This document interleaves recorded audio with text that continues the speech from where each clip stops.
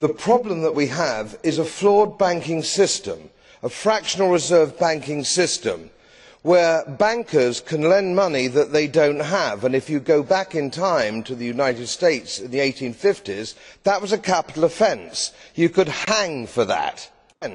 You could hang for that. That was a capital offence. You could hang for that.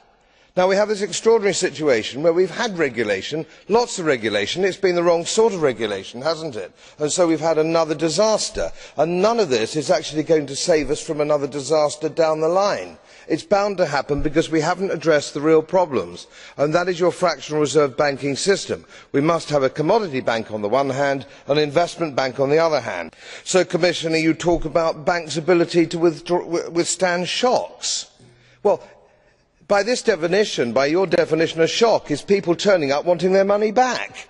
You know, that's not a shock. That's a sort of should be a day-to-day occurrence and should be dealt with accordingly. And we're talking about bankers' bonuses, an absolutely wonderful way of taking everybody's eye off the ball. What we've actually had here is criminal activity by bankers, and not a single banker has been sent to prison.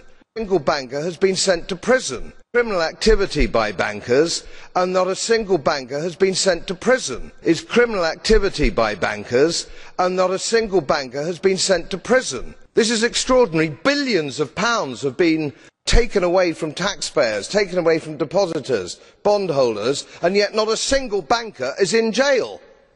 This is a disgrace. This is a disgrace.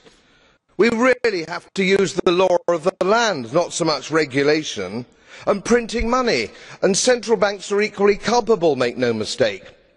I'd like to see some central bankers in prison, and I call quantitative easing counterfeiting. Printing money is counterfeit. It's illegal. I call quantitative easing counterfeiting. Printing money, and I call quantitative easing counterfeiting. Printing money is counterfeit. It's illegal. If a private citizen did it, they would go to jail. So let's look into our own hearts. The very unpleasant arrangements that politicians, bureaucrats and central bankers have between themselves at the expense of the taxpayer. Let's end it, and let's end it now.